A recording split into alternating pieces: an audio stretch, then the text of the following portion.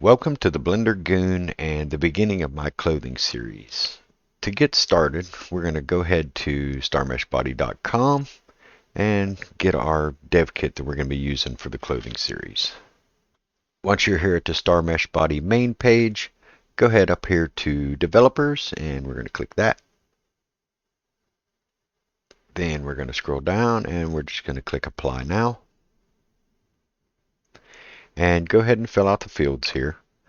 Under the social media details, go ahead and put in your email if you want an email. Otherwise, Shazad will send you a note card with the link to his Google Drive so you can download the dev kit. Also, put in here somewhere that you're going to be using my clothing course. So the reason we're using Shazad's Star Mesh Body Avatar dev kit is because, one, it comes in a version that I don't have to use Avastar or Bento Buddy to actually use it and export it.